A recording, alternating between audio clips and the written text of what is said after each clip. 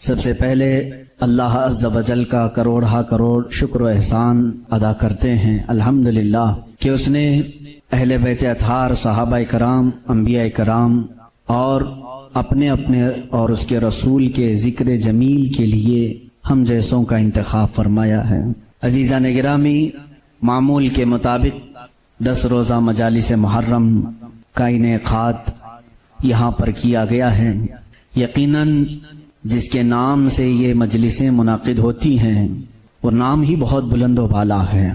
سید الشہداء امام علی مقام سیدنا امام حسین رضی اللہ تعالی عنہ وارضاہ عنہ، ذکر تو ان کا مقصود ہوتا ہے محرم میں، لیکن ان کے ذکر کے ساتھ ساتھ ہم تمام اہل بیت اور تمام صحابہ خلفائے راشدین کا بھی ذکر کرتے ہیں۔ اور اللہ کا یہ بھی بے پناہ کرم و احسان ہے کہ ہم ایک بڑی بندش کے بعد کھل کر کے سانس لینے کے ماحول میں آئے ہیں۔ بس اللہ کی بارگاہ میں صرف یہی دعا کرتا ہوں کہ مولا دنیا کی دوسری چیزیں چھن جائیں مگر تیرے گھر کے دروازے ہم پر بند نہ ہوں۔ قدیر و جبار خدا، یہ بڑی آزمائش ہے ہمارے لیے۔ ہم اپنے گھروں میں وہ سکون محسوس نہیں کرتے جو اس کے دربار میں سر جھکا کر سکون محسوس کرتے ہیں۔ آج یہ پہلی مجلس ہے، پہلی محفل ہے، اور سب سے بھی میں گزارش کروں گا کہ شکر الہی بجا لاؤ۔ اللہ رب العزت کا کرم و احسان ہے کہ آج کے اس ماحول میں اب بھی بہت سارے لوگ باہر نکلنے پر پابند ہیں، مقید ہیں، باہر نکلنے سے وہ عاجز ہیں۔ اس کے باوجود آپ تمامی حضرات ذکر شہداء کربلا میں جمع ہیں اور حاضر آئے ہیں۔ اللہ تعالیٰ اس نعمت کو ہم سب کے ساتھ برقرار رکھے۔ آج میں صرف یہ بات عرض کرنا چاہوں گا کہ ہم جس کے بندے ہیں اس کو پہچاننے کے لیے کیا اس نے کچھ نشانیاں بھی رکھی ہیں؟ اللہ کی نشانیاں میں کھل کر کے عام انداز سے بات کروں گا۔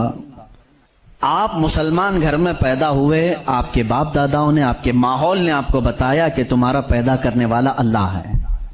یہی تک تمہاری نالج ہے، ہماری نالج ہے، اس لیے کہ یہ بھی بڑا کرم و احسان ہے کہ ہمیں سوچ و بچار کر کے اللہ تک پہنچنے کی اس طرح کے ماحول کی ضرورت نہیں آئی۔ برسوں سے ہم انہی گھروں میں پیدا ہو رہے ہیں جہاں اللہ کا ہی نام لیا جا رہا ہے۔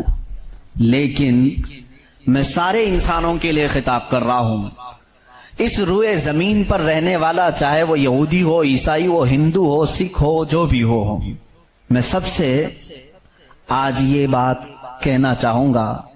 دنیا کا ایک فارمولہ ہے کہ بغیر کسی کے بنائے کوئی چیز نہیں بنتی، خود سے کوئی چیز نہیں بنتی، تو یقیناً ہمیں بھی کسی نے بنایا ہی تو ہے۔ ہم چھوٹی سی چھوٹی چیز کو دیکھتے ہیں، ان کو کوئی بناتا ہے، خود سے کوئی چیز نہیں بنتی۔ سائنس کے اسٹوڈنٹس بھی ہوں گے ہمارے ساتھ، اور جو سائنس کو پڑھتے ہیں ان کی جو تھیوریاں ہیں سائنسدانوں کی، وہ کیا کہتے ہیں، کائنات کیسے وجود میں آ گئی۔ وہ ملحد ہوں گے جو کہتے ہیں، بے دین لوگ ہوں گے جن کا کوئی دین ہی نہیں، جو کہتے ہیں کہ اچانک دنیا بن گئی اور اچانک ہی ختم ہو جائے گی۔ ایسا کیسے ہوگا؟ ایسا کیسے ہوگا؟ اچانک دنیا بن گئی اور اچانک ختم ہو گئی، کوئی نہیں ہے اس کے آگے پیچھے۔ میرے عزیزو، جو غور و فکر کرنے والے سائنسدان ہیں وہ بھی اب اس نتیجے پر پہنچے ہیں کہ دنیا میں ایک بہت بڑا دھماکہ ہوا تھا کئی ارب سال پہلے، کئی لاکھ سال پہلے، ان کے اعتبار سے، ان کے علم کے اعتبار سے، جس کو یہ بگ بینگ کہتے ہیں۔ بگ بینگ کیا چیز ہے؟ تو سائنسدان یہ کہتے ہیں کہ کئی سالوں تک اس روئے زمین پر صرف سمندر تھا، اور سمندر میں بھی جو گیس ہوتی تھی وہ سب ہائیڈروجن، اور صرف 99% ہائیڈروجن اور 1% صرف آکسیجن کا یہاں پر وجود تھا، جس کی وجہ سے کوئی دوسرا زندہ رہ نہیں سکتا تھا۔ یہ سائنسدانوں کی تحقیق ہے۔ اس کے بعد پھر انہوں نے یہ کہا کہ ایک دھماکہ ہوا اور سمندر سے، پانی سے ہر چیز بنتی چلی گئی، پانی سے بنتی چلی گئی۔ یہ 21ویں صدی میں بات کی جا رہی ہے، یہ بات 21ویں صدی میں کی جا رہی ہے، اور سائنس کے وجود کی تاریخ میں اگر آپ جائیں گے تو زیادہ سے زیادہ کہ 400 سال پہلے تک کی تاریخ ہوگی۔ 16ویں صدی میں، 17ویں صدی میں، 17ویں سینچری میں سائنس کی کچھ نہ کچھ چیزیں ایجاد ہونے لگی جس کو آج ہم سائنس کہہ رہے ہیں۔ اور قرآن میں مولا فرماتا ہے وَجَعَلْنَا مِنَ الْمَاءِ كُلَّ شَيْءٍ حَيٍّ، ہم نے ہر چیز کو پانی سے بنایا ہے۔ یہ رب تعالیٰ فرما رہا ہے، جس کا قرآن عظیم گواہی دے رہا ہے۔ قرآن کس زمانے میں اترا وہ بھی آپ کے ذہن میں ہونا چاہیے، کس زمانے میں قرآن آیا ہے یہ بھی آپ کے ذہن میں اچھی طرح سے فٹ ہونا چاہیے، تاکہ اب سائنس کی تحقیقات اور اس زمانے کو میچ کر کے دیکھ سکیں آپ۔ قرآن اس زمانے میں آیا ہے جہاں یورپ میں لوگ جانوروں کے ساتھ رہتے تھے، امریکہ کا تو انکشاف بھی نہیں ہوا تھا، امریکہ نام کا کوئی ملک ہے یہ پتہ بھی نہیں تھا لوگوں کو۔ جتنی دنیا تھی اس میں سب سے زیادہ تہذیب والا ملک، تمدن والا ملک ایران تھا، عرب تھے، روم تھے، باقی سب تو بچھڑے ہوئے لوگ تھے۔ روم، ایران اور عرب کو اس زمانے میں تہذیب والا کہا جاتا تھا۔ ان کی تہذیب کا عالم یہ تھا کہ جب میرے آقا صلی اللہ تعالی علیہ وسلم مدینہ طیبہ میں تشریف لائے، یہ بہت بڑے تہذیب والوں کی بات میں کر رہا ہوں، یعنی بہت نالج رکھنے والوں کی بات کر رہا ہوں۔ اتنا نالج تھا کہ جب میرے آقا مدینے میں تشریف لائے تو صرف 6 لوگوں کو لکھنا آتا تھا۔ یہ بڑے تمدن والے لوگ تھے، بڑے نالج والے لوگ تھے۔ اس زمانے کا علم یہاں تک پہنچا ہوا تھا میرے عزیزو، باقی یورپ وغیرہ کا حال تو بہت ہی بدتر تھا۔ یہاں تک کہ آبادی کیسے بنائی جائے یہ سلیقہ اسلام نے بتایا ہے، روڈ تک بنانے کے طریقے، راستے کیسے بنتے ہیں یہ بھی کوئی علم نہیں تھا پہلے۔ لوگ ستارے دیکھتے تھے اور چلتے جاتے تھے۔ یا آج جو روڈ بنے ہوئے ہیں اس کی ایجاد ہی سیدنا عمر فاروق نے کی ہے رضی اللہ تعالیٰ عنہ، کہ عام ایک راستہ ہونا چاہیے، ہائی وے ہونا چاہیے، اس کو پکا بنانا چاہیے کہ لوگ اسی سے گزریں۔ آج آپ کو راستے اتنے بنے ہوئے ہیں اسی لیے کوئی تارا نہیں دیکھتا، صرف سامنے دیکھتے ہیں۔ اب تارے دیکھیں گے تو پھر بڑا مسئلہ ہو جائے گا۔ اس زمانے میں تارے دیکھ کر کے چلتے تھے۔ عزیزان گرامی، یورپ کا حال اس زمانے میں یہ تھا کہ نالج نام کی کوئی چیز نہیں تھی۔ وہ لوگ انت وشواس، جیسے آج بھی ہمارے ہاں کچھ لوگوں میں موجود ہے، اندھا یقین، ان چیزوں پر بہت عمل کرتے تھے۔ جیسے اب شگن ہو جانا، یہ تمام معاملات میں بہت وہ آگے تھے۔ حتیٰ کہ بیماریوں کو بھی وہ بیماری نہیں سمجھتے تھے۔ جیسے آج یورپ جادو ٹونے پر یقین نہیں رکھتا، ہر چیز کو بیماری کہتا ہے، اس زمانے میں ہر بیماری کو وہ جادو سمجھتے تھے، شیطان سمجھتے تھے۔ بیماری کا ان کو ادراک بھی نہیں تھا۔ اسلام میں جو فقہا پیدا ہوئے، جو اطباء پیدا ہوئے، جو سائنسدان پیدا ہوئے، انہوں نے بیماری کے متعلق بہت سارے تحقیقات پیش کی۔ صرف یہ بات میں عرض کرنا چاہوں گا کہ قرآن اس زمانے میں نازل ہوا ہے جب علم کا وجود زیادہ نہیں تھا لوگوں کے پاس، اتنا کہ کوئی اکا دکا لکھنا جانتا تھا۔ اور کس پر نازل ہوا یہ بھی آپ کے ذہن میں ہونا چاہیے۔ 2 چیزیں دماغ میں رکھیں، اس کے بعد پھر میں قرآن کی آیتیں پڑھتا ہوں۔ ایک ماحول ایسا ہے، سائنس کا وجود نہیں، علم کا وجود نہیں، علم نام کی چیز ہی نہیں تھی لوگوں کے پاس، اور جس پر نازل ہوا وہ ایسا رسول ہے جو کسی کا شاگرد بھی نہیں، کوئی استاد نہیں، محمد الرسول اللہ صلی اللہ تعالی علیہ وسلم۔ ان پر قرآن نازل ہوا، ایسے ماحول میں نازل ہوا جب کوئی علم جاننے والا نہیں تھا، اور جس پر نازل ہوا وہ کسی یونیورسٹی سے پڑھا، کسی کالج سے پڑھا، کسی مدرسے سے پڑھا ہوا رسول نہیں۔ اس رسول کا معلم اور استاد صرف خالق کائنات ہے۔ جبرائیل علیہ الصلوۃ والتسلیم کا بھی صرف اتنا کام رہا ہے، جو رب نے حکم دیا اتنا ہی پہنچا دیا، بلکہ بہت ساری قرآن کی باتیں ایسی ہیں جو جبرائیل پہنچا تو گئے لیکن اس کا علم انہیں بھی نہیں دیا گیا، انہیں بھی نہیں دیا گیا۔ اب یہ 2 باتیں کسی کو بھی چیلنج کر کے بتا دینا، تاریخ کی سچائیاں اس بات کا انکار نہیں کر سکتی، اپنے تو اپنے، غیروں نے بھی حضور کی تاریخ لکھی ہے، اور سبوں نے اقرار کیا ہے کہ محمد صلی اللہ علیہ وسلم ایک ایسے پروفٹ ہیں جو پوری زندگی بھر کسی استاد کے پاس گئے نہیں، کسی استاد کے پاس گئے نہیں. اور یہ بھی حکمت ہے میرے مولا کی، اسی لیے ہم اس رسول کو النبی الامی کہتے ہیں. امی کا مطلب کچھ بیوقوف لوگ آج کے زمانے کے جو بدعقیدہ ہیں وہ ان پڑھ کرتے ہیں. رسول ان پڑھ تھے معاذ اللہ. بیوقوفوں تمہیں معلوم نہیں، امی کا مطلب ہوتا ہے کسی سے پڑھا ہوا نہیں. ان پڑھ میں اور کسی سے نہ پڑھا ہوا ہونے میں بہت بڑا فرق ہے. یہ دو باتیں ذہن میں رکھو. قرآن کس ماحول میں نازل ہوا اور جس پر نازل ہوا وہ کسی کا شاگرد نہیں. اب اس کی باتیں جب ہم بیان کرتے ہیں سائنسدانوں کی آنکھیں پھٹی کی پھٹی رہ جاتی ہیں. وہ قرآن بیان کر رہا ہے ان فی خلق السماوات والارض لآیات لأولی الالباب، بے شک یہ زمین کی پیدائش میں، آسمانوں کی پیدائش میں بڑی میری نشانیاں ہیں. اللہ فرما رہا ہے رات کو ہم زائل کرتے ہیں، اسی سے دن نکالتے ہیں. قرآن یہ کہہ رہا ہے وجعلنا من السماء، آسمان سے اللہ تبارک و تعالیٰ نے وجعلنا السماء سقفا محفوظا، قرآن کہتا ہے ہم نے آسمان کو ایک محفوظ چھت بنایا ہے. قرآن یہ کہہ رہا ہے آسمان اور زمین ملے ہوئے تھے، ہم نے دونوں کو پھاڑ کر کے الگ کر دیا اور دونوں کے منہ کھول دیا. یہ قرآن اس زمانے میں کہہ رہا ہے. علم فلکیات جس کو آسٹرونومی کہتے ہیں، علم ارضیات جس کو جیو فزک کہا جاتا ہے، زمین کے معاملات، آسمان کے معاملات جاننے والا اس زمانے میں کوئی نہیں. اس وقت قرآن کہہ رہا ہے آسمان و زمین ملے ہوئے تھے، ہم دونوں کو پھاڑ دیے، ہم نے ان دونوں کو پھاڑ دیا اور دونوں کے منہ کو کھول دیا. اب کا سائنس کہتا ہے زمین و آسمان کو دیکھنے کے بعد ایسا لگتا ہے کہ یہ گیلیکسی میں ملا ہوا ایک سیارہ تھا اور یہ پھر زمانے کے بدلتے بدلتے آسمان الگ ہو گیا، زمین الگ ہو گئی. اب کا سائنس یہ کہتا ہے. اور پھر یہ بند نہیں ہے جیسے ہماری چھت بند ہے، اوپر سے پانی ڈالو تو نیچے کچھ نہیں آئے گا، نیچے کے فرشی بھی بند ہے، نیچے زمین سے کوئی چیز یہاں مسجد میں نہیں نکلے گی. سائنس اب یہ کہہ رہا ہے آسمان میں جگہ جگہ سوراخ ہیں، منہ کھلا ہوا ہے، زمین میں بھی جگہ جگہ سوراخ ہیں، دکھنے والے نہیں، یہ کھلا ہوا ہے.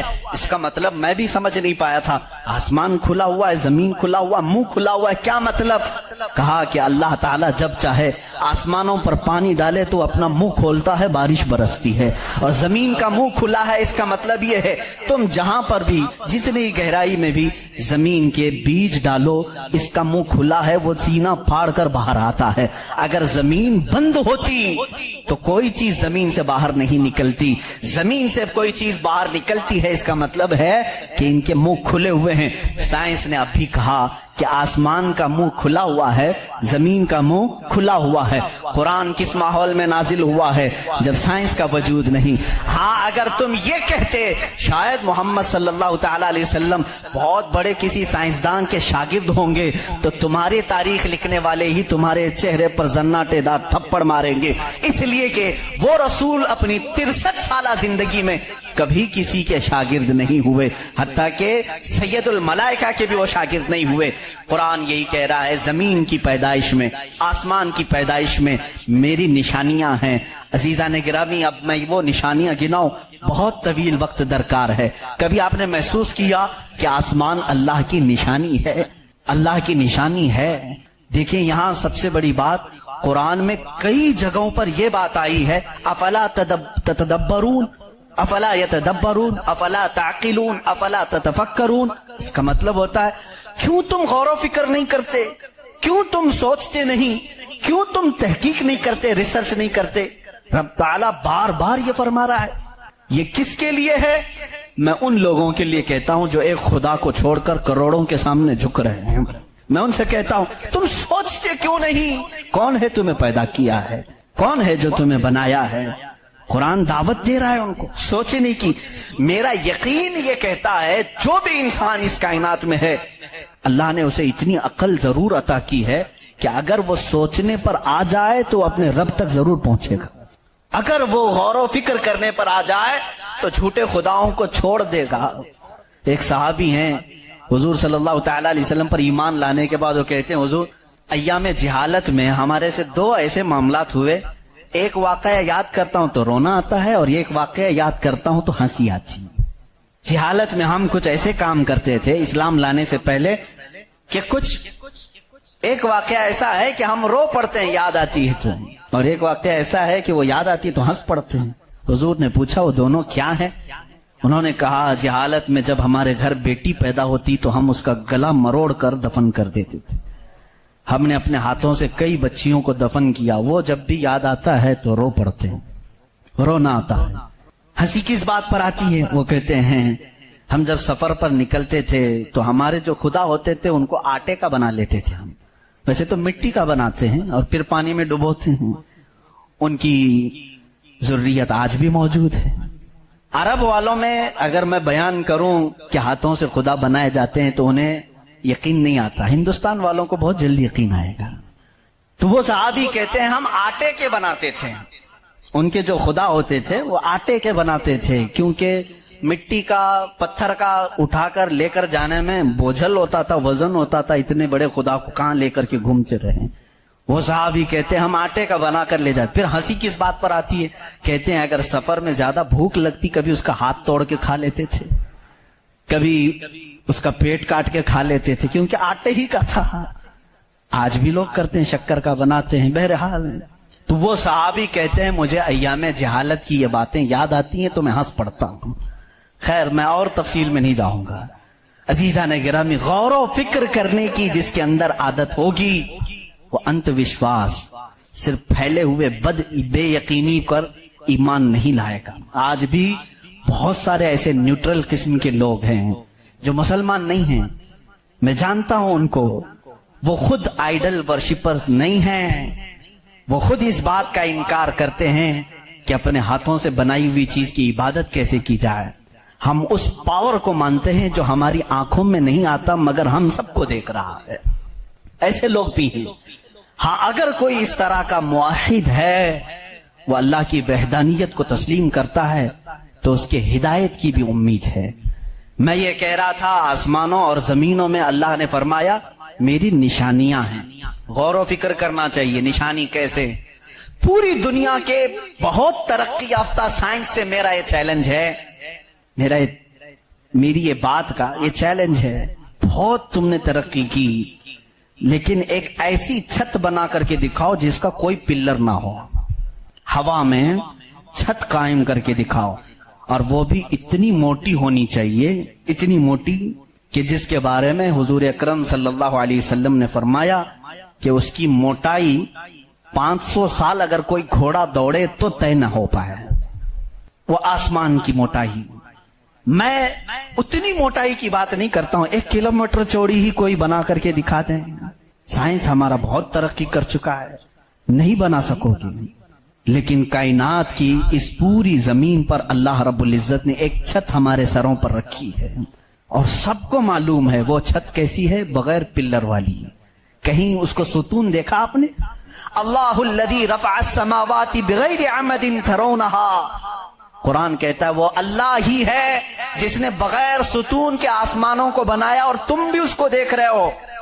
قرآن چیلنج کر رہا ہے، تم بھی اسے دیکھ رہے ہو۔ اور حیرت کی بات یہ ہے ہمارے پلر والی چھت کے بارے میں تو یقین ہوگا اب یہ گرے گی نہیں، لیکن اگر یہ تڑکنے لگے کہیں سے، آوازیں آنے لگے، ہم بھاگ کر کے کون سی چھت کے نیچے جاتے ہیں؟ پلر والی چھت سے ہم کو خوف لگتا ہے آج کل گر نہ جائے، اور پناہ لینے کے لیے اس چھت کے نیچے جاتے ہیں جس کا کوئی پلر ہی نہیں۔ اللہ کی نشانیاں ہیں اس میں۔ اللہ رب العزت فرماتا ہے تم دیکھ رہے ہو ان آسمانوں کو ہم نے کیسے قائم کیا ہے۔ اب اس کی تحقیقات جو ایسٹرونومی پڑھے ہوئے ہیں وہ جانتے ہوں گے، علم فلکیات اس کو کہتے ہیں، آسمانوں کا علم، یہ بھی ابھی سب کو پورا حاصل نہیں ہو سکا۔ جو ہماری نظروں میں نظر آ رہا ہے یہ تو دھواں ہے، بادل ہے، آسمان تک پہنچنے کے لیے پتہ نہیں کتنا سفر، اور اس میں اللہ رب العزت نے ستاروں کے ایک ایسے جھرمٹ کو رکھا ہے۔ آسمان کتنا چوڑا ہے، کتنا لمبا ہے، گیس کر سکتے ہیں ہم؟ کبھی گیس کریں گے آپ؟ میں صرف ایک حساب بتاتا ہوں۔ اس آسمان میں اللہ تعالیٰ فرماتا ہے کلن فی فلک یسبحون، سورج، چاند، جتنے بھی گیلیکسی کے سٹارز ہیں، تارے ہیں، یہ سب آسمان میں تیر رہے ہیں۔ اللہ فرما رہا ہے سورہ یاسین کی آیت سے، یہ سب آسمان میں تیر رہے ہیں، لٹک رہے ہیں۔ اچھا جس پر لٹک رہے ہیں ظاہر سی بات ہے وہ بڑا ہونا چاہیے. اب وہ کتنا بڑا ہوگا؟ وہ چھت کی چادر کتنی بڑی جس پہ سورج بھی لٹک رہا ہے، چاند بھی لٹک رہا ہے. ہم نے سائز پوچھا سائنسدانوں سے، سائز پوچھا کہ یہ کتنے بڑے بڑے ہیں جو آسمان میں لٹک رہے ہیں. تو انہوں نے کہا سب سے قریب جو ہمارا ستارہ ہے، سیارہ ہے، زمین سے جو سب سے قریب سیارہ ہے وہ چاند ہے. اور سورج کا کیا حال ہے؟ کہا سورج زمین سے 13 لاکھ گنا بڑا ہے. 13 لاکھ گنا بڑا. اب یہاں ہماری عقلیں ششدر ہو جاتی ہیں، کسی کے پاس کیلکولیٹر بھی نہیں، کتنا حساب کرے. 13 لاکھ گنا بڑا زمین سے ہمارے تصور میں نہیں آتا. وہ کہاں لٹک رہا ہے؟ آسمان میں. چاند اس سے 50 گنا بڑا ہے زمین سے، وہ کہاں ہے؟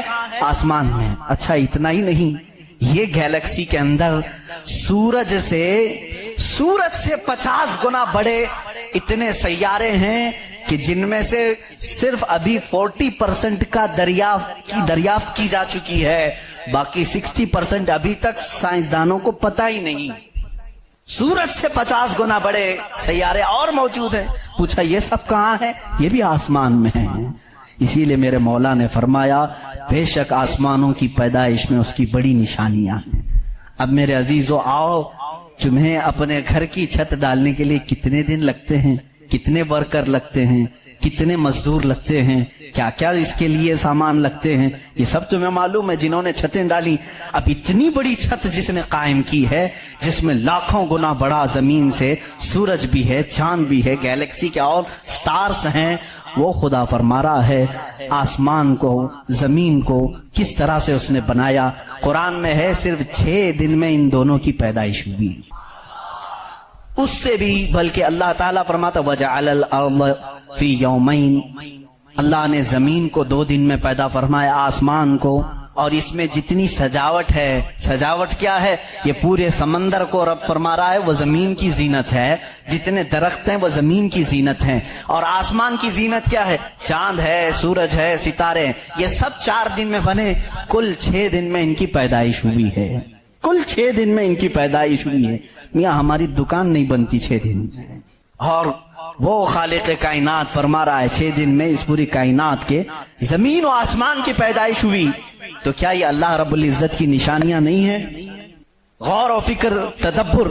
میں اگر سنی ہوئی باتوں پر یقین نہیں آتا کچھ لوگوں کو، کیونکہ وہ سائنس کے ماحول میں آج جی رہے ہیں، وہ ہر بات سائنس کی یقین کے ساتھ مان لیتے ہیں. میں ان سے ہی کہتا ہوں اپنے سائنسدان آقاؤں سے پوچھیں کہ اس زمین کا حجم کتنا بڑا ہے، آخر یہ ٹھہری کیسے ہے اتنے دن تک، یا اب تک قائم کیسے ہے، یہ ہلتی کیوں نہیں ہے. اچھا اس کے بعد رب تعالیٰ فرماتا ہے ہم نے اس زمین کو پانی پر بچھایا ہے. اے اللہ تیرے عجائب قدرت عجیب در عجیب ہیں، کتنے عجیب ہیں. آپ سے میں کہتا ہوں حوض میں یا مسجد کا بھی حوض ہے، جاؤ ایک چادر اس کے اوپر بچھاؤ، ٹاول لے کر کے بچھاؤ، کتنی دیر تک وہ پانی پر کھڑا رہے گا. ٹاول چادر اس کی موٹائی کتنی ہے؟ بہت پتلی سی ہے، وہ mm میں آئے گی، لیکن وہ آپ کے اس پانی پر ٹھہر نہیں سکتی. اگر آپ کہیں موٹی چیز میں بچھاؤں، موٹی چیز بچھا کر کے دکھاؤ کتنی دیر وہ رک سکے گی؟ نہیں رک سکے گی.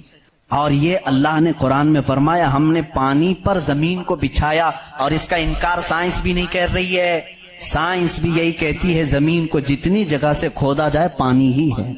ہم بھی تو بورول جو نکالتے ہیں زمین کو کھودنے کے بعد پانی آتا ہے. اب پانی پر اس زمین کو بچھایا رب تبارک و تعالیٰ نے. کتنا وزن یہ اٹھائی ہوئی ہے، کتنا وزن اٹھائی ہوئی ہے. سب سے بڑا وزن تو ان مشرکین کا ہے جو اس رب کو نہیں مانتے ہیں.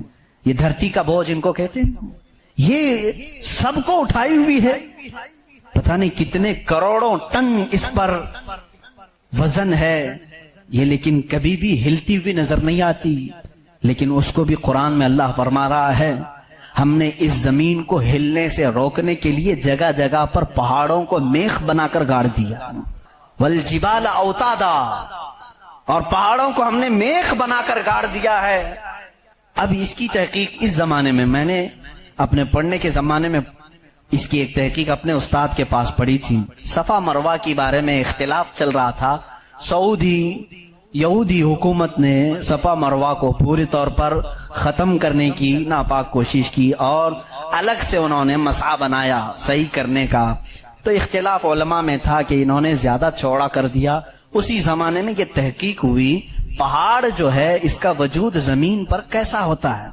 इन सऊदियों ने कहा पहाड़ ऐसा ऊपर शेप में ऐसा होता है, ट्रायंगल होता है, ऊपर से कोना होता है, नीचे चौड़ा होता है। इन सऊदियों ने कहा नीचे भी ये जड़ें छोड़ता है, फैलता हुआ जाता है, जैसे दरख्त ऊपर होता है और नीचे उसकी जड़ें फैली हुई होती हैं। तो इन्होंने कहा नीचे भी वो पहाड़ का हिस्सा है, इसलिए हमने बाजू में भी रास्ता बनाया ताकि सफा मरवा की सही अगर हो रही है तो वो पहाड़ों के बीच में ही हो रही है। मेरे उस्ताद गिरामी मिस्र के हैं, उन्होंने पूरी इस पर तहकीक के साथ किताब लिखी, चैलेंज किया, कहा पहाड़ों को अगर खोद करके देखो, हमारा यकीन ये कहता है। उन्होंने बहुत सारे दलाइल से साबित किया पहाड़ ऊपर से जो इस तरह के शेप का होता है, ट्रायंगल ऊपर से, नीचे वो जड़ें नहीं छोड़ता बल्कि अंदर जाते जाते और बारीक हो जाता है, अंदर बारीक होते होते होते बहुत पतला होकर नीचे तक जाता है। मैंने पूछा नीचे कितनी अंदर तक है? उन्होंने कहा जो पहाड़ तुम्हें ऊपर दिख रहे हैं ये पहाड़ का 1% है, बाकी 99% पूरा नीचे होता है। ये पहाड़ों की ऊंचाई, ये पहाड़ों की जो ऊंचाई है ये 1% है, 99% पूरा नीचे होता है।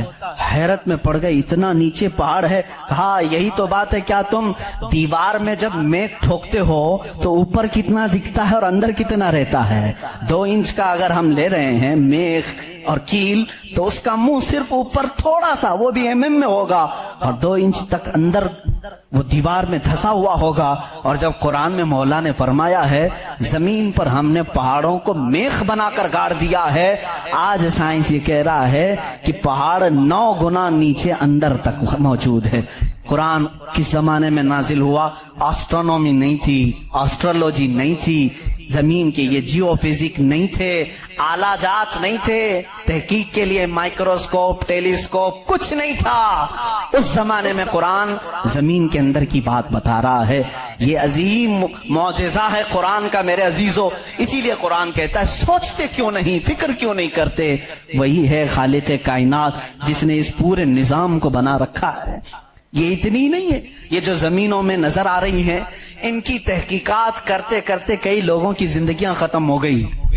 कुछ चांद की तहकीक पर चले, कुछ सूरज की तहकीक पर चले, कुछ जमीन की तहकीक पर चले।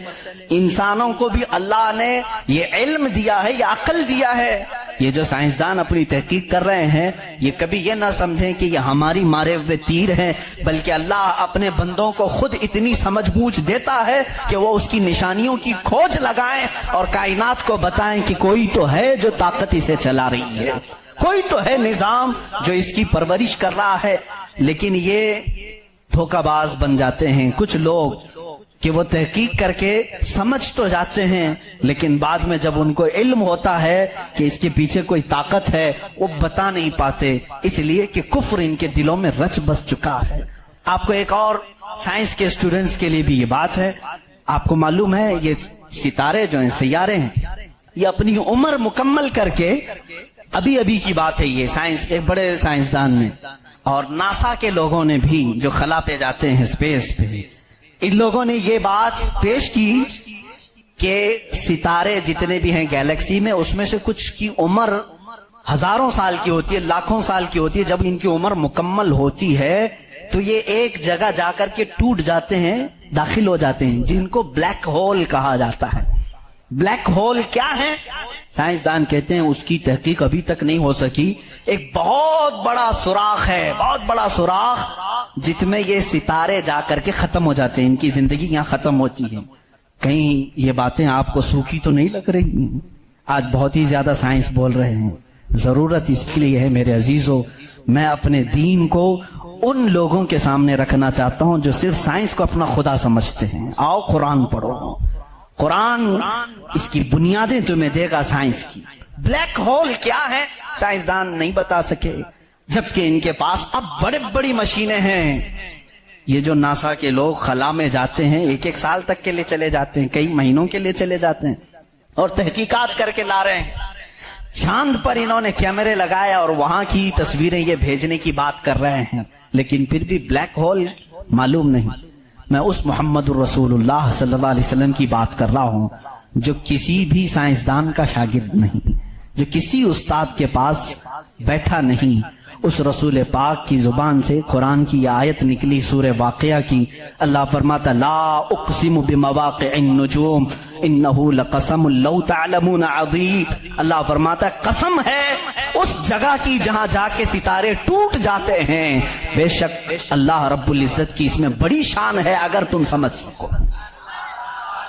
آسٹرونومی کو قرآن بتا رہا ہے کہ بلیک ہول ہیں، مواقع النجوم ان کو کہا گیا ہے، جہاں ستارے جا کر فنا ہوتے ہیں۔ عزیزان گرامی، یہ تکلیف صرف ہماری ہے کہ ہم نے قرآن عظیم کو اس لیول کے اعتبار سے پڑھا نہیں۔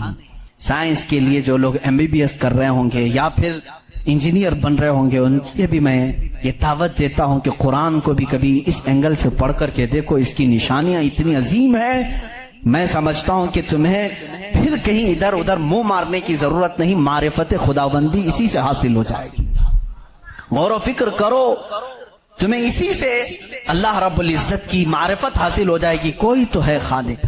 امام اعظم ابو حنیفہ رحمۃ اللہ تعالی علیہ کے پاس ایک دہریہ، اس زمانے کے بھی جو ایتھیسٹ ہوتے ہیں، ایتھیسٹ سمجھتے ہیں، ایک نیا یہ چلا ہوا، نیا نہیں ہے پرانا ہی ہے، نام نیا لگتا ہے، ملحد ہیں یہ، ایتھیزم۔ بہت سارے لوگ وہ اپنے دین، اپنا ریلیجین کے جگہ پر یہ لکھتے ہیں، آپ دیکھ لینا ان کو، ایتھیزم۔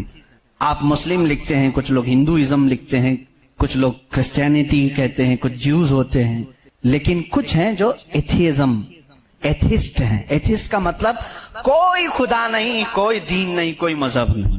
یہ بیچارے آوارہ لوگ ہیں، یہ لاوارث لوگ ہیں جو اس طرح سے کہہ رہے ہیں۔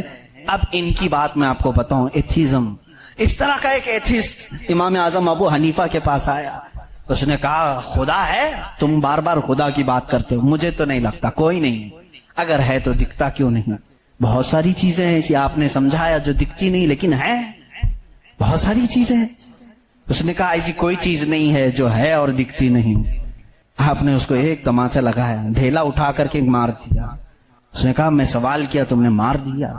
کہا کیا ہوا مارا؟ کہا درد ہو رہا ہے۔ کہاں ہے درد؟ اب ہو رہا ہے، دکھتا نہیں ہے لیکن احساس ہے۔ بہت ساری چیزیں ایسی ہیں جو دکھتی نہیں ہے لیکن ہے، ان کا وجود ہے۔ بہرحال آپ نے اس کو جواب کیا دیا؟ کہا سنو، میرے ساتھ آج ایک بڑا عجیب واقعہ پیش آیا۔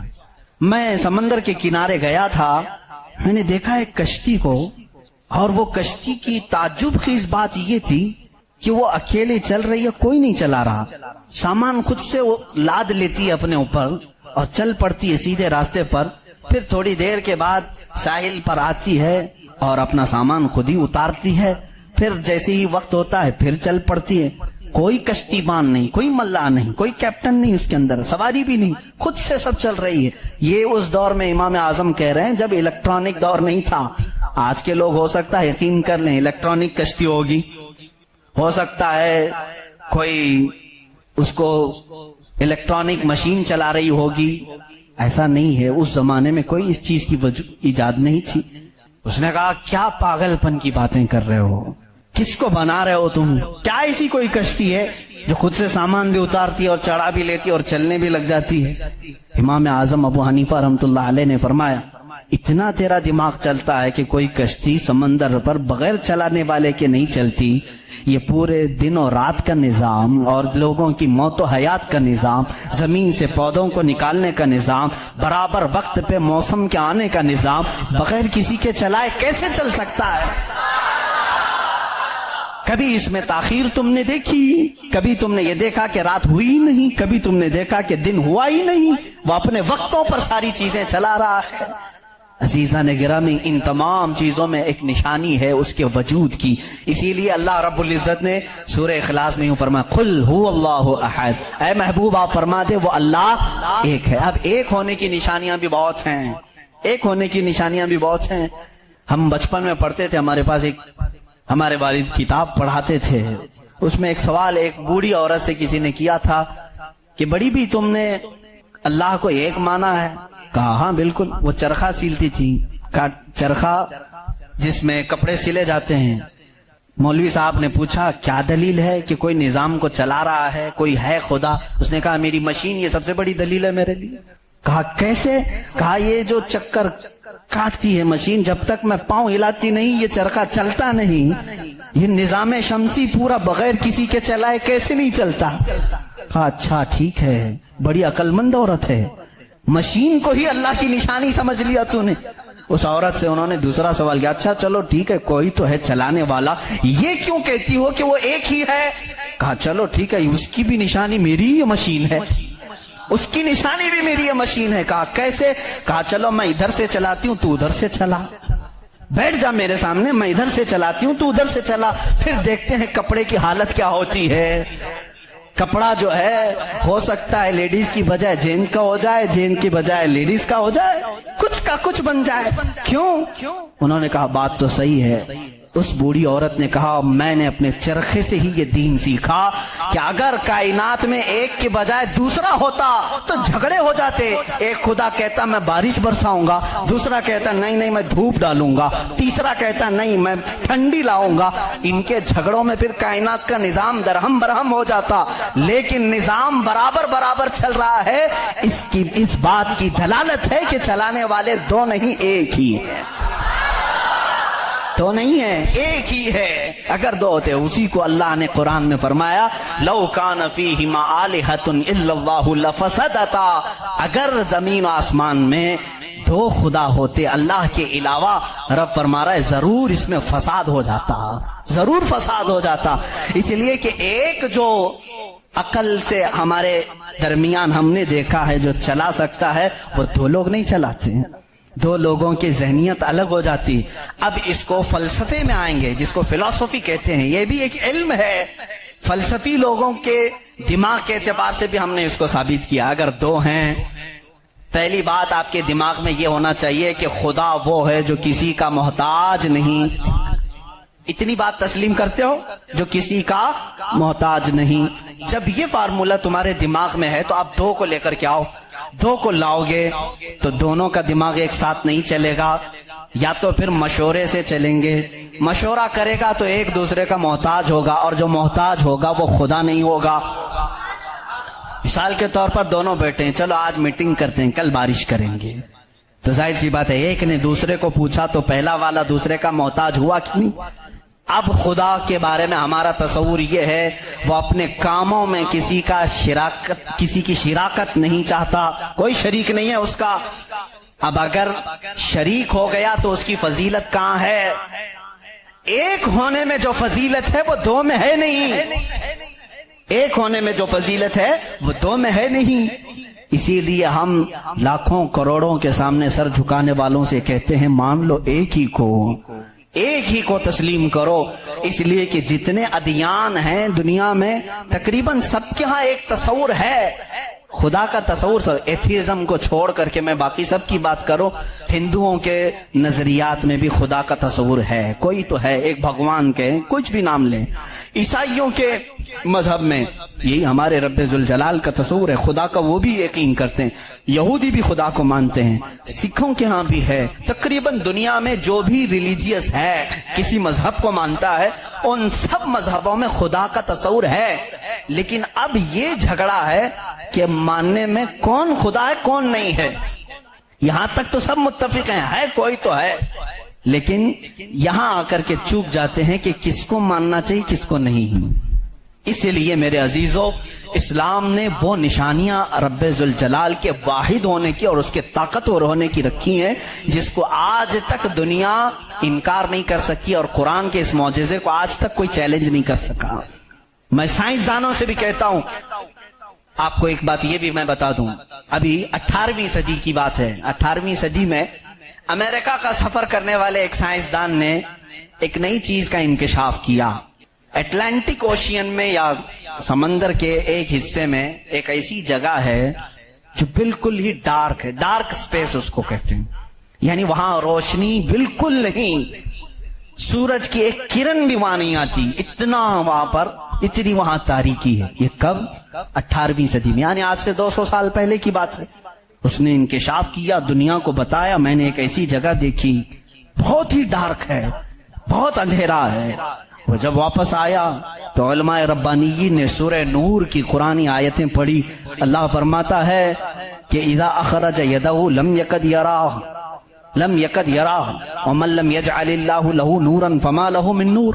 اللہ فرماتا ہے ہم نے کائنات میں ایک ایسی جگہ رکھی ہے کہ اس پہ اندھیریوں پر اندھیریاں ہیں، اگر تم ہاتھ بھی نکالو گے تو ہاتھ بھی نظر نہیں آئے گا، ہاتھ بھی نظر نہیں آئے گا۔ یہ کہاں کا؟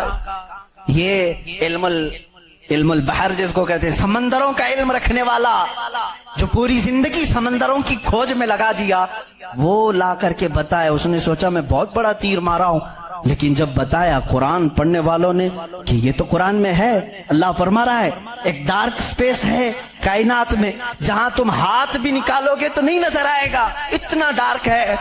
وہ سٹپٹا گیا، پریشان ہوا، میں اس کی تحقیق کروں گا، یہ قرآن میں آئی کیسے بات؟ سب سے پہلا دنیا کا میں انکشاف کرنے والا ہوں، میں اس کو سب کو بتانے والا پہلا فرسٹ آدمی میں ہوں، یہ پہلے سے کہاں سے آ گئی قرآن؟ پھر وہی دو باتیں میں بتاتا ہوں میرے عزیزو، اس کو بھی یہی جھٹکا لگا کہ یہ قرآن اس زمانے میں نازل ہوا جب سائنس کا وجود نہیں تھا، اور اس پر نازل ہوا جس کو دنیا میں کسی نے سکھایا نہیں تھا۔ بعد میں پھر اس نے یہ سوچا شاید ہو سکتا ہے پروفیٹ محمد صلی اللہ علیہ وسلم سمندروں کا سفر بہت کرتے ہوں گے، ان کے سمندروں کے سفر میں شاید کبھی یہ جگہ آ گئی ہوگی، اس لیے انہوں نے اپنے من سے قرآن میں یہ لکھ دیا ہوگا۔ اس نے یہ نتیجہ نکالا، لیکن دوسرے ہی دن اسے پھر بڑا جھٹکا یہ لگا کہ جب سیرت مصطفیٰ پڑھا اس نے، اللہ اکبر، حضور کی 63 سالہ زندگی میں آپ نے ایک مرتبہ بھی سمندر کا سفر کیا ہی نہیں۔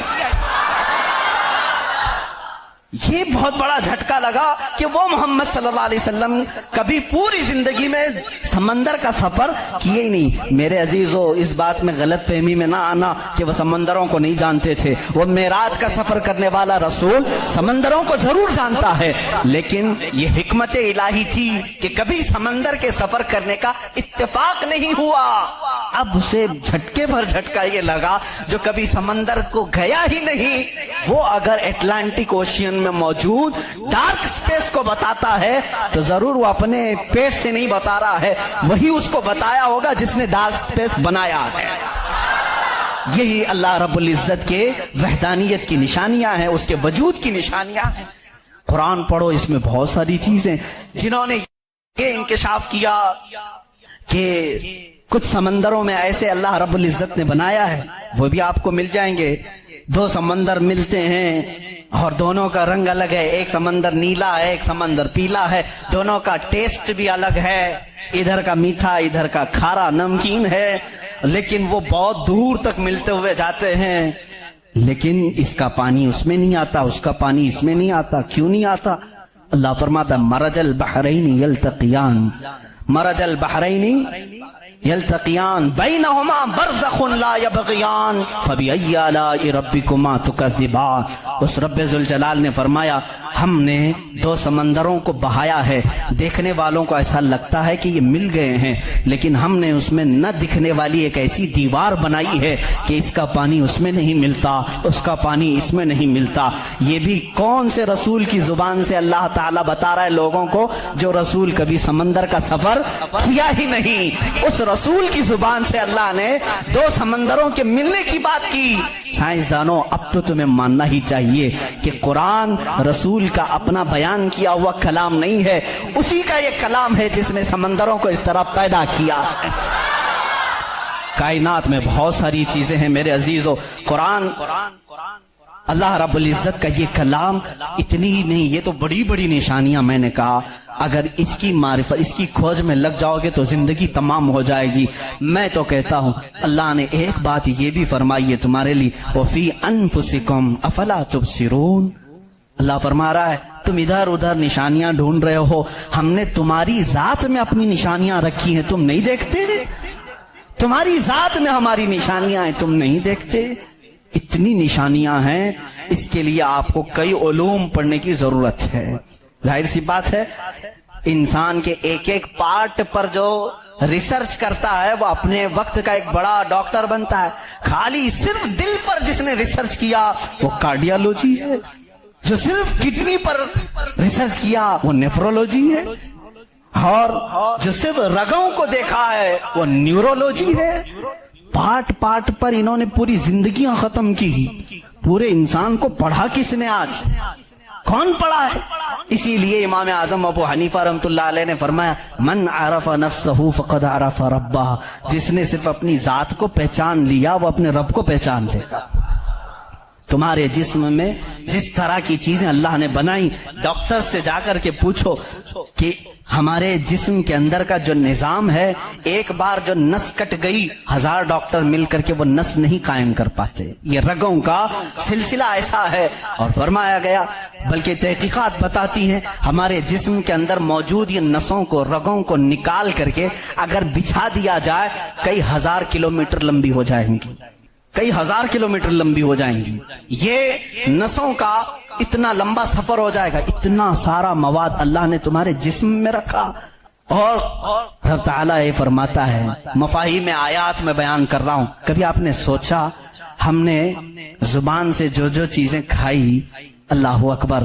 میں ایک بڑے محقق کے حوالے سے کہتا ہوں، روٹی کو انہوں نے کہا تمہاری روٹی، تمہارے کھانے اللہ کی نشانیاں ہیں. میں نے پوچھا روٹی بھی نشانی ہے اللہ کی؟ کہا ہاں. تم ایک روٹی کو کہاں کہاں سے حاصل کرتے ہو؟ اناج کھیت سے لیا، فصل جب آئی اس کو کٹایا، پسایا، آٹا بنایا، پھر گھر میں لایا، گوندھنے کے لیے دیا، آٹا گوندھا گیا، روٹیاں بیلی گئیں، توے پر رکھی گئیں، بن گئی. کتنی منزلوں سے گزری، کھیت سے آئی، پسائی میں گئی، گندھائی میں گئی، پکائی میں گئی، اب اس کے بعد ریڈی ہو کر تمہارے برتن میں آئی. اس کے بعد تم نے کیا کیا؟ اب تک سب تمہارا اختیار چل رہا ہے، تم اپنی مرضی سے کر رہے ہو. گیہوں کا لانا ہے، جو کا لانا ہے، جوار کا لانا ہے، کس کا لانا ہے، تمہاری مرضی. آٹے سے کتنا گوندنا ہے، نرم گوندنا ہے، موٹا گوندنا ہے، تمہاری مرضی. روٹی موٹی پکانی ہے، پتلی پکانی ہے، تمہاری مرضی. روٹی پک جانے کے بعد 4 ٹکڑے کرنے، 5 ٹکڑے، 2 ٹکڑے، تمہاری مرضی. سب تمہاری مرضی ہے. اس کے بعد تم چبا کر کے کھا گئے، اس روٹی کو چبا کر کھا گئے، نگل گئے. یہ روٹی جب حلق سے اتر گئی اب تمہاری مرضی نہیں ہے. اس ایک ہی روٹی سے گوشت بھی بنتا ہے، اسی ایک روٹی سے خون بھی بنتا ہے، اسی ایک روٹی سے منی بھی بنتی ہے، اسی ایک روٹی سے پیپ بھی بنتا ہے، اسی ایک روٹی سے کف اور بلغم بھی بنتا ہے. اسی ایک روٹی سے سب چیزیں بن جانے کے بعد ہمارے فضلات بھی نکلتے ہیں. میں نہیں سمجھ پایا. اے میرے عزیزوں مجھے بتاؤ، ایک روٹی لو، اس کے ایک ٹکڑے سے تم گوشت بنا کے دکھاؤ، دوسرے ٹکڑے سے تم خون بنا کے دکھاؤ، تیسرے ٹکڑے سے تم پیپ بنا کے دکھاؤ، چوتھے ٹکڑے سے تم بلغم بنا کے دکھاؤ. نہیں کر سکو گے، اس لیے کہ صرف گوندھنے پکنے تک تمہاری مرضی چلتی ہے. حلق سے نیچے اتر جانے کے بعد خدا قدیر و جبار کا نظام چلتا ہے. تمہارے رزق میں اس کی نشانیاں ہیں. کون ہے جو بناتا ہے ہمارے جسم کے اندر اس روٹی سے ہمارے جسم کا حصہ؟ پوچھو، جا کر کسی سے بھی پوچھو، یہ ہمارا جسم موٹا تازہ گوشت کیسے بن گیا؟ یہ کھانے اچھے کھاؤ گے اس سے بن گیا. ہم نے کہا ہم کھانے کاجو بادام بھی کھا رہے ہیں تو بھی گوشت بن رہا ہے، روٹی کھا رہے ہیں تو بھی گوشت بن رہا ہے، چاول کھا رہے ہیں تو بھی گوشت بن رہا ہے. اور خون ایسا لکوڈ ہے کہ بازار میں ملتا نہیں، کسی انسان کا ہی لینا پڑتا ہے. اس کو کون بنایا ہے؟ کہا اس کو بھی روٹی سے ہی بنایا ہے، کاجو بادام سے ہی بنایا ہے، پھلوں سے ہی بنایا ہے. ہم پورے دنیا کی غذائیں لا کر چکی میں پیس کر کے بھی خون کا ایک قطرہ نہیں پیدا کر سکے، لیکن وہ رب ذوالجلال ہمارے لقمے کے نیچے چاہتے ہی نظام کو شروع فرما دیا ہے. کیسا وہ نظام ہے، کیسا وہ نظام ہے. اے میرے عزیزو، اسی لیے میرا مولا فرماتا ہے فی انفسکم افلا تبصرون، تمہاری ذات میں میری نشانیاں ہیں، کیوں تم نہیں دیکھتے؟ کیوں تم نہیں دیکھتے؟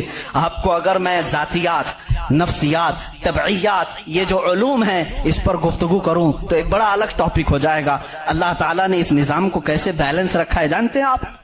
کبھی آپ کو معلوم ہے ہمارے کانوں میں ایک الائنمنٹ ہوتا ہے، جیسے ویل الائنمنٹ کرتے ہیں، ہمارے دونوں کانوں کے بیچ میں ایک قطرہ چھوٹا سا اللہ نے رکھا ہے. یہ بیلنس کو برقرار رکھتا ہے. جو سنکی ہوتے ہیں، جن کو کہتے ہیں پاگل ہو گیا، جھولے کھاتا رہتا ہے، یہ کون لوگ ہیں جانتے ہیں آپ؟ جن کو کبھی کبھار فیڈس آ جاتی ہے، چلتے چلتے آڑے ٹیڑے ہو جاتے ہیں. یہ کون ہے؟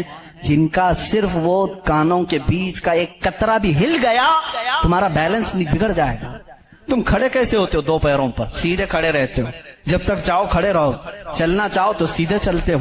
اگر وہ بیلنس چوک گیا، جیسے کار ویل الائنمنٹ چھوٹنے سے ادھر ادھر جانے لگے گی، تمہارے پیر لڑکھڑانے شروع ہو جائیں گے. اس ایک ہلکے قطرے سے اللہ نے تمہارے پورے وجود کو رکھا ہے. تمہیں ٹیڑھا کرنے کے لیے صرف اس قطرے کو جنبش دینے کی ضرورت ہے، صرف جنبش دینے کی ضرورت ہے. میں نے سائنس کی ایک تحقیق پڑھی، اللہ اکبر، حیرت ہوتی ہے. انہوں نے یہ تحقیق کر کے بتایا، یہ جو تمہاری پلکیں جھپکتی ہیں، کھلتی بھی ہیں جھپکتی بھی ہیں، جانتے ہیں آپ یہ کتنی ہلکی ہیں اور کسی کو احساس بھی نہیں ہوتا کب جھپکی کب کھلی، کسی کو احساس نہیں ہوتا. کہا اس کے اندر کون سی طاقت ہے؟ کیا ربر ہے، میگنیٹ ہے، کیسے یہ کیسے ہوتی ہے؟ اس کو ایک سائنسدان نے کہا کہ اگر کسی کی پلک جھپکنا چھوٹ جائے، نہیں جھپک سکتی، تو اس کو بلڈوزر سے کھینچ کے بھی بند نہیں کر سکو گے، اتنی طاقت لگا کر کے بھی اسے بند نہیں کر سکو گے. ایسا فلیکسیبل ہے، ایسا ربر ہے. اور اگر بند ہو گئی تو کھول بھی نہیں سکو گے، پوری طاقت لگا کے ٹوٹ کے پھٹ جائے گا یہ پلک، کھلے گی نہیں کھلے گی.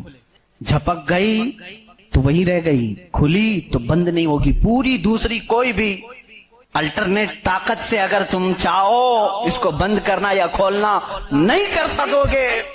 انہوں نے کہا بس ہمارے ان پلکوں میں اللہ تعالی نے ایک ہلکا سا ربر رکھا ہے جو فلیکسیبل ہے اور بغیر تمہارے چاہے بھی یہ ہلتی ہے، بند ہوتی ہے. کہا کہ اگر ان پلکوں میں یہ جھپکنے اور کھلنے کا مادہ یہ ختم ہو جائے، یہ ربر، یہ فلیکسیبلٹی ختم ہو جائے تو وہ انسان پاگل ہو سکتا ہے، بلکہ آنکھ نہ بند ہونے کی وجہ سے وہ مر بھی سکتا ہے.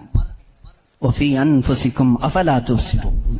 ہم ان تمام نعمتوں کو سمجھ نہیں پاتے، بلکہ دن میں ہزاروں بار جھپکتے ہیں کھولتے ہیں، احساس نہیں ہے اس نعمت کا. اگر یہ بند ہونا ختم ہو جائے یا بند ہو گئی، کھل نہ سکے تو کیا کر لے جاؤ گے؟ کچھ نہیں کر سکو گے. بلکہ میرے عزیزو، تمہارے جسم پر موجود یہ رونگٹے، یہ بال بھی اللہ کی علامت ہیں، نشانیاں ہیں. جانتے ہو بال سب ایک ہی طرح کے ہیں، لیکن ابھی 2 ہی دن قبل میں پڑھ رہا تھا، ذہن کیا ہے جاتا نہیں ان چیزوں کی طرف، کیونکہ معمول پہ چل رہے ہوتے ہیں. ایک صاحب نے مجھ سے سوال کیا کہ حضرت بال جو ہے ہماری آنکھوں پہ بھی ہیں، پلکوں میں، اور اوپر بھووں پہ آئی برو بھی ہیں، اور بال سر پہ بھی ہیں اور دیگر جگہوں پر ہیں. سر کے بال اور دیگر جگہوں کے بال بڑھتے ہیں، یہ بال بڑھتے کیوں نہیں؟ بال سیم ہے، بال سیم ہے، یہ بڑھتے نہیں، اور یہ بڑھتے ہی رہتے ہیں، ان کو جتنا کاٹو بڑھتے ہی رہتے ہیں. ایسا کیا ہے؟ اللہ اکبر. اس دن مجھے حیرت ہوئی، میں نے کبھی اس چیز پر توجہ نہیں کی، کبھی نہیں سوچا. ہو سکتا ہے آپ کا ذہن نہ گیا ہو. پڑھنے پر ایک محقق نے یہ بھی لکھا ہے، دیکھنے میں یہ سارے بال ایک طرح سے ہیں، ان بالوں میں ساری چیزیں ایک ہی طرح کی ہیں، دیکھنے میں یہ کالے ہیں تو وہ بھی کالے ہیں، قوت بھی ان کی سیم ہے، لیکن اللہ رب العزت نے ان بالوں میں بڑھنے کا خون رکھا ہے، ان بالوں میں بڑھنے والا خون آتا تک نہیں ہے، آتا تک نہیں. عزیزان گرامی، اس کی یہ نشانیاں ہیں بہت ساری. اس کی تحقیقات پھر کسی موقع پر میں عرض کروں. اور پیٹ کے اندر موجود چیزیں جو اپنا نظام خود بخود چلا رہی ہیں، نہیں چلا سکو گے، نہیں چلا سکو گے. دل جتنی مرتبہ یہ دھڑکتا ہے، اس کے اندر جو پریشر ہے، کہا گیا ہے یہ جو خون کو دبا کر کے جسم میں پھیلاتا ہے، اس کے متعلق سائنس یہ کہتا ہے اتنا پریشر ہے کہ دنیا میں کسی فوارے پہ، کسی فاؤنٹین میں اتنا پریشر نہیں ہوگا جتنا دل میں پریشر ہے. اور یہ اتنی تیزی سے ایک بار پمپ کرتا ہے کہ خون پورے جسم میں ناخن تک آ جاتا ہے. ایک بار کے پمپ پر ایک بار اس طرح دل نے دبایا خون کو بار، تو خون ناخن تک پہنچتا ہے، اتنا پریشر اس کے اندر ہے. امریکہ کی ایک لیبارٹری میں ایک پاکستانی عالم دین گئے تھے، کارڈیالوجی تھے وہ ڈاکٹر. وہ ایک عالم کو لے کر کے گئے، اور کارڈیالوجی نہیں، ریڈیالوجی بھی غالباً کچھ ہے، جس میں آوازیں سننے کا آلہ ہوتا ہے، ایک مشین ہوتی ہے جسم کے اندر حرکت کرنے والی ہر آواز کو اس میں سنا جا سکتا ہے۔ پلک آپ جھپکتے ہیں، آپ سانس لیتے ہیں تو اس کی آواز کیسی ہوتی ہے۔ تو انہوں نے کہا آج چلیے لیبارٹری میں آپ کو بتاتا ہوں کہ دل کی آواز، ہم تو یہاں ہاتھ رکھتے ہیں تو دھک دھک دھک کی آواز آتی ہے۔ تو انہوں نے کہا ہم آپ کو اس سے سناتے ہیں۔ ایئر فون لگائے گئے، بڑی بڑی مشینیں تھی، ہلکی سی بھی وہاں پر ہوا بھی آتی تو اس کی زور آواز آتی ہے۔ وہ ایک لیب ہے۔ یہ عالم دین کہتے ہیں میں نے سنا دل کی آواز۔ میں نے پوچھا اس ڈاکٹر سے کہ آپ کے ہاں ہر آواز کا نام لکھا گیا ہے، دل جو آواز کرتا ہے اس کا کیا نام ہے آپ کے یہاں؟ کہتے ہیں دل جو ہے لپ لپ لپ لپ یہ آواز کرتا ہے، سائنس میں یہ لکھا گیا ہے۔ وہ مسکرا ہے، کہا تھوڑی سی خطا ہو گئی، بلکہ دل کہتا ہے رب رب رب رب۔ ہر انسان کا دل جو دھڑکنے کی آواز آتی ہے مشینوں سے انہوں نے خود سنا۔ ہاں ہو سکتا ہے کچھ توتلے لوگ ہوتے ہیں را کو لا کہہ جاتے ہیں، ہو سکتا ہے تمہیں لپ لپ لپ سنائی دیا ہو، مگر میرا ایمان یہ کہتا ہے ہر دل رب رب رب ہی کہتا ہے۔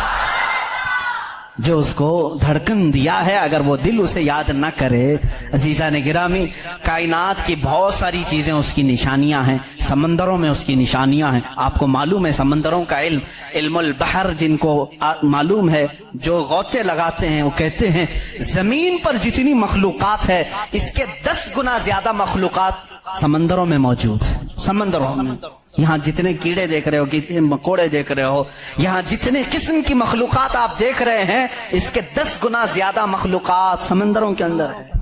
کون ہے جو ان کے رزق کا انتظام کرتا ہے؟ کون ہے ان کی پرورش پر؟ سمندروں کا علم الگ ہے۔ کہتے ہیں ہم اندر جاتے ہیں تو اس کے اندر اتنی چیزیں کہ ہر بار نئی چیزیں دکھتی ہیں، اور انہوں نے کہا کہ کئی لاکھ قسم کی مچھلیاں گن لی گئیں، لیکن ہر بار غوطہ لگاتے ہیں تو پھر نئے رنگ کی مچھلی نظر آتی ہے۔ ان کو رنگ دیتا کون ہے اس کے اندر؟ عزیزان گرامی سمندروں کے علم میں لوگوں نے کہا اس کی گہرائیوں میں کیا کیا موجود ہے۔ کچھ باتیں تو عقل تسلیم کرتی ہیں، جیسے آپ کو میں نے کہا سمندر میں مچھلیاں ہیں، اندر پیڑ پودے بھی ہیں، آپ سب تسلیم کریں گے، ہوتے ہوں گے، مخلوقات ہیں، ہاں ہوتے ہوں گے، سب ہوتے ہوں گے، لیکن ایک قرآن کے فرامین تفاسیر میں یہ کہا گیا ہے سمندر کے اندر آگ بھی ہے۔ اب کہاں سے تسلیم کرو گے؟ سمندر کے اندر آگ ہے، کیسے تسلیم کرو گے؟ ظاہر سی بات ہے تم انکار کرو گے، پانی اور آگ ہو ہی نہیں سکتا، اور وہ بھی پانی ہلکا پھلکا پانی نہیں، سمندر کا جوشیلا پانی۔ اور یہاں پر اسلام میں یہ باتیں کہی گئی ہیں کہ سمندر کے اندر آگ ہے، لیکن یہ دنیا کو اس وقت نظر آ گیا جب سونامی آئی تھی۔ انڈونیشیا میں جو ساحل پر سونامی کی لہریں جنہوں نے دیکھی، جس کی رفتار 2000 کلومیٹر پر آر تھی، 2000 کلومیٹر پر آر کی رفتار سے وہ پانی چل رہا تھا، اور اس کی ہائٹ جو موجوں کی وہ 200 فٹ اونچی تھی۔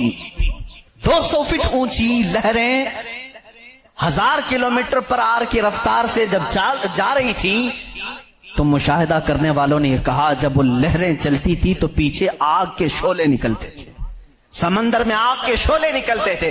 آج سائنس اس بات کو تسلیم کر چکا ہے، سمندر میں کئی ایسے پہاڑ ہیں جو آتش فشاں ہیں، جن کو وولکینو کہا جاتا ہے، آگ اگلنے والے پہاڑ ہیں، آگ اگلنے والے پہاڑ ہیں۔ وہ کئی مہینوں میں اور سالوں میں اپنے اندر موجود آگ کو باہر اگلتے ہیں تو سمندر میں طغیانی آ جاتی ہے، سمندر کے اندر موجوں کی بھنور آ جاتی ہے۔ یہ تمام چیزیں آج سائنس کہہ رہا ہے، میرا مولا قرآن میں اس چیز کو بیان فرما رہا ہے، جبکہ پھر میں آپ کو بتا رہا ہوں قرآن اس ماحول میں اترا جب سائنس نہیں تھا، اور اس رسول پر اترا جو سمندروں کا سفر نہیں کیا تھا۔ اللہ تبارک و تعالیٰ نے پہاڑوں کے علم کے متعلق قرآن میں بیان فرمایا، ستاروں کے علم کے متعلق، سمندروں کے علم کے متعلق، زمین کا یہ جیو فزک ہو، آسٹرونومی ہو، ستاروں کا آسٹرولوجی ہو، علم الفلکیات ہو، اس کے بعد نباتات، یہ پیڑ پودوں کے علم کے لیے بھی قرآن موجود ہے۔ اللہ رب العزت ان کے متعلق بھی فرما رہا ہے، ان کے جوڑ بنائے گئے۔ آج دنیا یہ کہہ رہی ہے کہ ایک پیڑ کو دوسرے پیڑ سے لگاتے ہیں تو پھل اچھے آتے ہیں، پھل اچھے آتے ہیں۔ یہ حدیث پاک میں ملتا ہے۔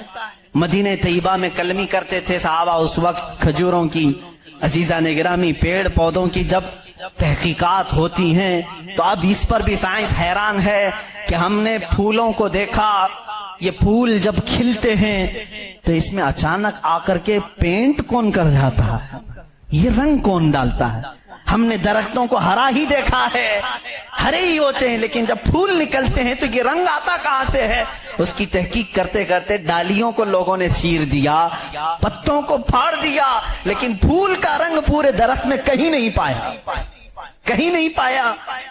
ان پودوں کو اور ان پھولوں کو کون رنگ دیتا ہے؟ بلکہ حد تو یہ ہے میرے عزیزو، اس کی سب سے بڑی چیز یہ نشانیوں میں سے یہ بھی ہے کہ پیڑ پودوں کو تم لہلہاتے ہوئے آج دیکھتے ہو، ان کی پیدائش پر کیا تم نے غور و فکر نہیں کیا؟ یہ کیسے پیدا ہوتے ہیں، کیسے نکلتے ہیں؟ اللہ اکبر!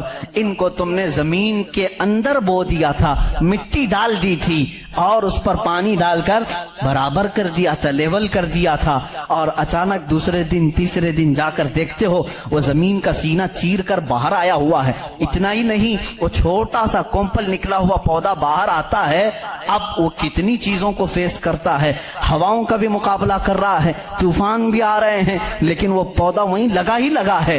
چھوٹے پودے کو بڑی سے بڑے طوفان ہلا کے نہیں کر سکے، کون ہے وہ ہلکے پودے کی حفاظت کر رہا ہے۔ بڑی بڑی ہواؤں سے وہ بڑی بڑی طاقتوں کو اڑا لے جانے والی ہوائیں آتی ہیں، لیکن ہلکے پودے کی حفاظت ہو رہی ہوتی ہے۔ وہ فصلیں لانے تک کون ہے ان کی حفاظت کرتا ہے؟ قرآن میں 20ویں پارے کی شروع کی آیتیں پڑھو گے آپ کا یقین تازہ ہو جائے گا۔ امن خلق السماوات والارض وانزل لكم من السماء ماء فانبتنا به حدائق ذات بهجة ما لكم ان تنبتوا شجرها اإله مع الله، کیا اللہ کے سوا کوئی ہے؟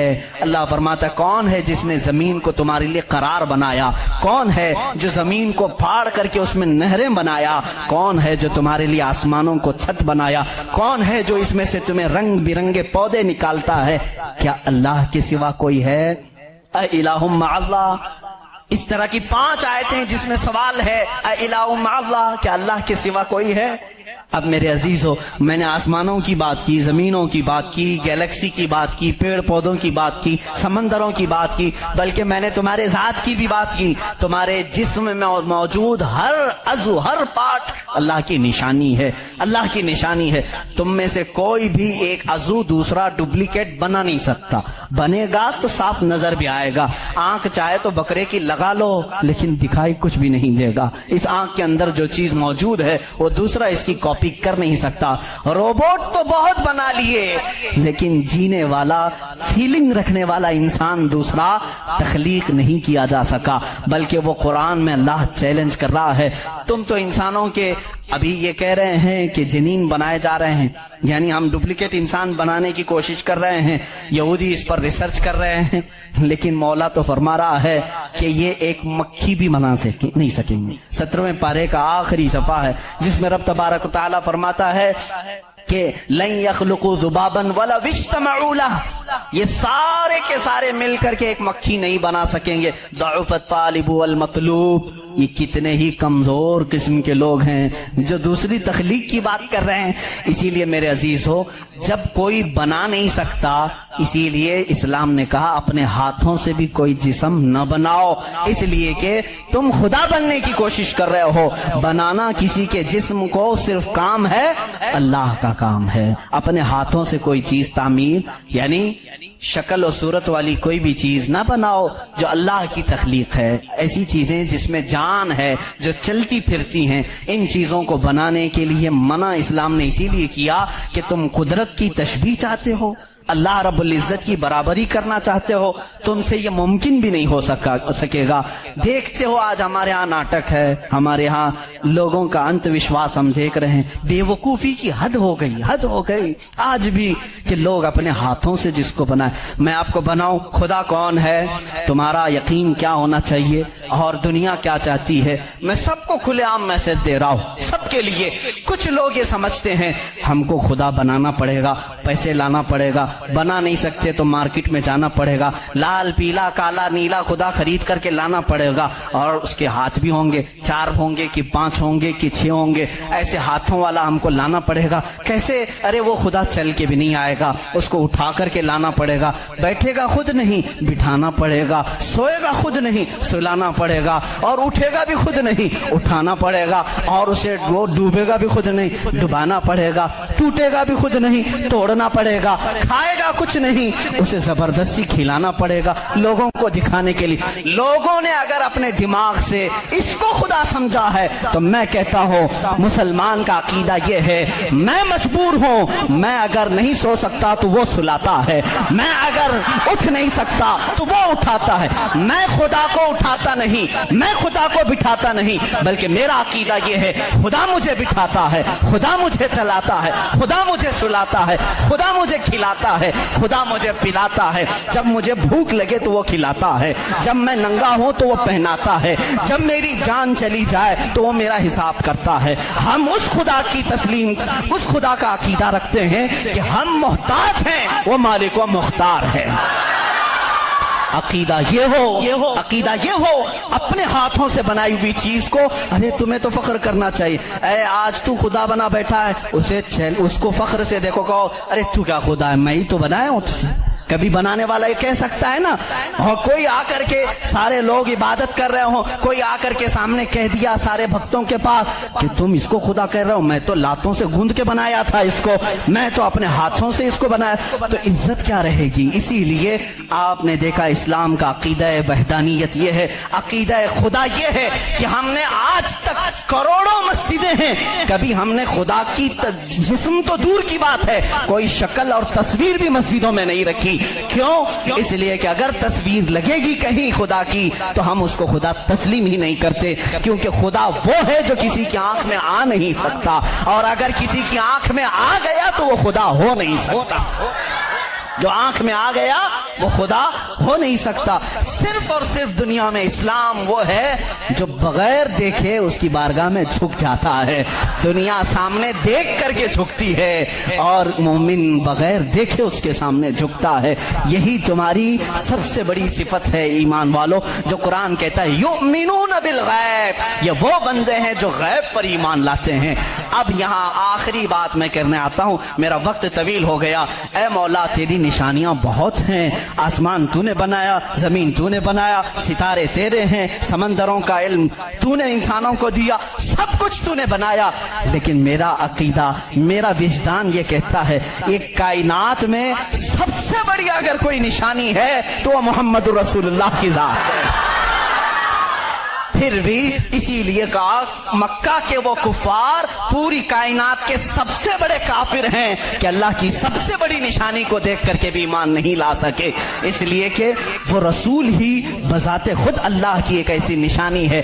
چہرہ والضحیٰ ہے, زلفیں واللیل ہے, اور دست مبارکہ اور گلے کا نرم و نازک انداز یہ ہے کہ انسان دیکھ کر کے حیرت میں رہ جاتا تھا. مصطفیٰ کریم صلی اللہ علیہ وسلم کی ذات پر جب میں گفتگو کروں گا انشاءاللہ یہ بتاؤں گا میرے عزیزوں کہ کائنات میں سب سے بڑی نشانی میرے نبی کی ذات ہے, میرے آقا کی ذات ہے. اور یہ بھی آپ کو تسلیم کرنا پڑے گا, آج ہم جو جھک رہے ہیں مسجدوں میں بغیر خدا کو دیکھے ہوئے, کس نے بتایا کہ خدا ہے؟ اگر وہ محمد نہ ہوتے تو ہم کو خدا کا ادراک بھی نہ ہوتا. اسی لیے ہم کہتے ہیں میں مانتا ہوں اے عقل والو میرا محمد خدا نہیں ہے, مگر دلوں میں یہ نقش کر لو کہ وہ خدا سے جدا نہیں ہے.